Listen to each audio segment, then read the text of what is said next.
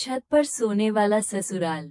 सुनती हो अमन की माँ, बहुत बुरी खबर है। गांव की जमीन पर मेरे छोटे भाई ने केस कर दिया। मामला कोर्ट में है। अब तो भगवान ही मालिक है जमीन का। कहते हैं आदमी बूढ़ा हो जाता है लेकिन कोर्ट की तारीख मिलनी बंद नहीं होती। अरे ऐसा क्यों सोचते हैं जी आप? सब अच्छा होगा, बस भगवान पर भरोसा रखिए। भरोसा, अब क्या ही भरोसा करूं। भगवान के भरोसे ही तो अपने व्यापार के लिए इतना बड़ा लोन लिया था, लेकिन क्या हुआ, सारा पैसा डूब गया। अब इस जमीन से आस थी तो इस पर भी छोटे की नीयत खराब हो गई। कहते हैं ना, वक्त खराब हो तो ऊंट पर बैठे आदमी को भी कुत्ता काट जाता है। अब तुम ही देख लो कैसे हमारा वक्त बदल गया। मैं कहती हूँ ना जी आप फिक्र मत करिए, सब सही हो जाएगा। इधर रमेश बाबू के दिन रात बेचैनी में कट रहे थे, उधर शीला की डिलीवरी का समय नजदीक आ रहा था। ठीक 3 महीने बाद शीला ने एक प्यारी सी बेटी को जन्म दिया और बेटी माही के जन्म के 1 महीने बाद ही रमेश बाबू उस केस को जीत गए। केस जीतने से रमेश बाबू की सारी परेशानियां खत्म हो गई थी, इसलिए वो अपनी बेटी माही को घर की लक्ष्मी मानने लगे थे और उसकी कहीं कोई भी बात कभी नहीं टालते थे। धीरे धीरे समय बीतने लगा। माही पूरे 22 साल की हो गई। माही, आज मेरे भाई की सगाई है, तुझे सगाई में जरूर आना है। माही सहेली शिख के यहाँ सगाई में पहुंच गई थी। सगाई के कार्यक्रम में दुल्हन की ओर से आए रिश्तेदारों में एक लड़का आदित्य भी था, जो दिखने में बहुत हैंडसम था। माही को आदित्य एक ही नजर में भाग गया था। सगाई के बाद शिख, मुझे आदित्य बहुत अच्छा लगा, क्या उसके घर में किसी का नंबर मिल सकता है? शिख